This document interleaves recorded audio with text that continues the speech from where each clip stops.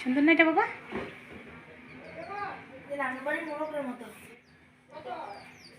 এই যে ছোট ছোট বাচ্চাগুলো, এগুলো সুস্থ আছে, অনেক সুস্থ, টনটন আছে।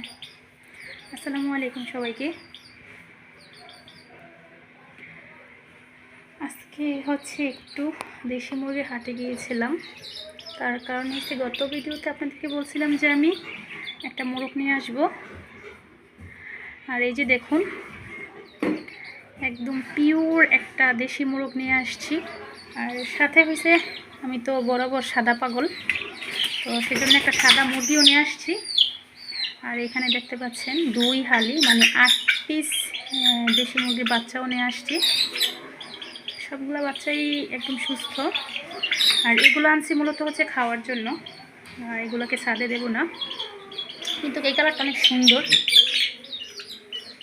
ওইগুলাকে আমি হচ্ছে বাসায় বাচ্চাদের খাওয়ার জন্য আনছি, কারণ গত বছর অনেকগুলা মুরগি নিয়ে আসছিলাম, সবগুলা মুরগি শীতে মারা গেছে।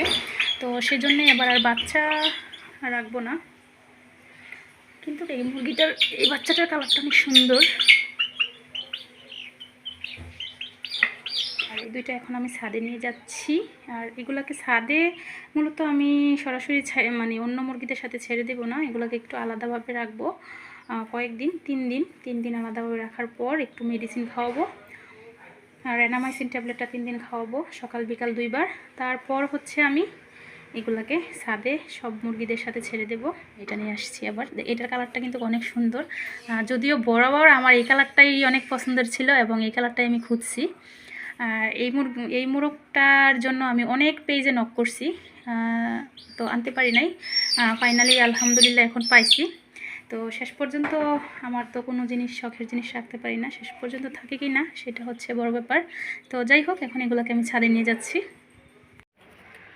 তো এই তো 2টা মুরগি। এখন হচ্ছে আমি খাবারের সাথে হচ্ছে একটু রেনামাইসিন ট্যাবলেটটা এগুলোকে দিয়ে দেব। 3 দিন দেব, সকাল বিকাল 2 বেলা করে। এই যে আমি একজাক্টলি যেই কালারটা চাইছিলাম একদম সেই কালারটা পাইছি। যাক, আল্লাহর কাছে আলহামদুলিল্লাহ, শুক্রিয়া। এখন এগুলো সুস্থ থাকে কি না সেটা হচ্ছে কথা। তো এই ছিল আমার আজকের ভিডিও। সবাই ভালো থাকবেন, সুস্থ থাকবেন। আসসালামু আলাইকুম, আল্লাহ হাফিজ।